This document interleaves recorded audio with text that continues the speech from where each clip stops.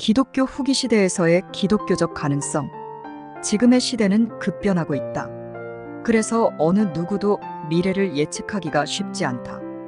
궁극적으로 모든 역사가 하나님의 주권 속에 있음을 밝힌 어거스틴의 말을 우리는 신앙해야 한다.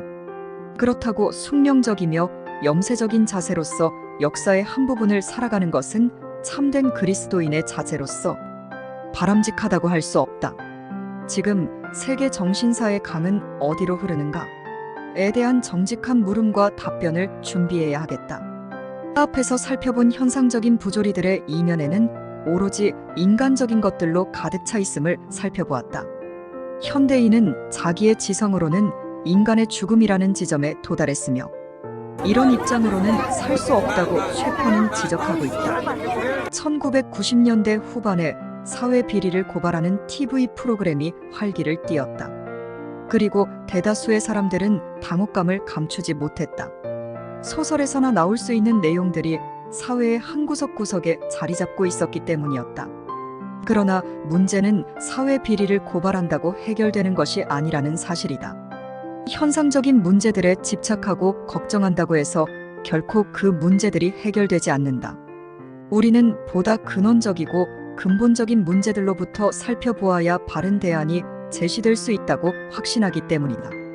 그레샴 메이첸 그레샴 매커는 보통 오늘날 아주 적시적이라고 간주되는 문제들에 대해 이야기하려고 하지 않는다고 말한 바 있다. 왜냐하면 우리에게 주어진 긴박한 문제를 가져다준 원인이 바로 인간, 영혼 속에서 발견되는 악이기 때문이라는 것이다. 그렇기 때문에 인간의 근본적인 악에 대한 해결이 없는 모든 논의들은 무의미하다는 사실을 지적하고 있다. 그는 말하기를 결코 하나님이 단지 현재의 긴박한 때에 우리에게 직면한 난관들에서 우리를 도와주시는 분으로 끌어들여질 수 있다는 것을 의미하는 것이 아니다. 만약 그것을 의미한다면 기독교의 중심되는 사실들을 거부하고 있는 것이고 성경과 정반대되는 것을 말하고 있는 것이다. 만약 종교를 단지 세속적인 목적들을 달성하는 한 수단으로 간주한다면 기독교가 말하는 진리에 대해 아주 작은 암시조차도 가지지 못한 것이다고 말한 사실을 주의 깊게 살펴야 한다. 그러므로 기독교의 근본적인 답변만이 기독교 후기 시대의 수많은 문제들을 바르게 해결할 수 있는 유일한 것이다. 따라서 그 대안으로서 몇 가지를 살펴보고자 한다. 첫째로는 바른 성경 해석이다. 성경을 잃으면 기독교의 모든 것을 잃는 것임을 앞에서 밝힌 바 있다. 기독교에서 성경은 개인과 세계를 바라보는 캐넌이다. 이것은 잣대이다. 잣대는 모든 것을 측정하는 기준이 되는 것이다.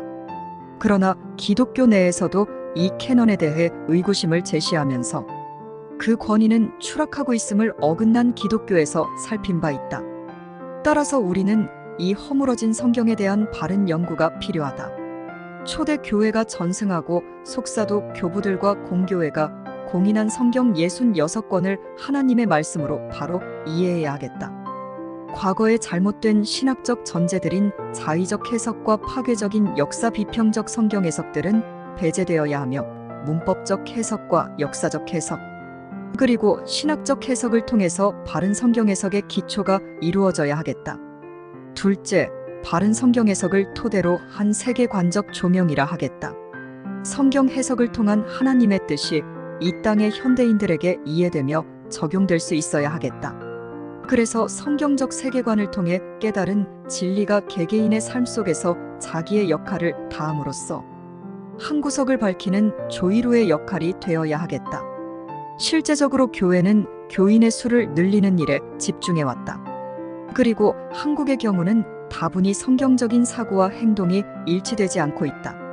즉 교회 생활과 사회 생활을 각각 구분하는 이분법적인 사고가 팽배해 있는 것은 기독교 세계관의 부재이기 때문일 것이다.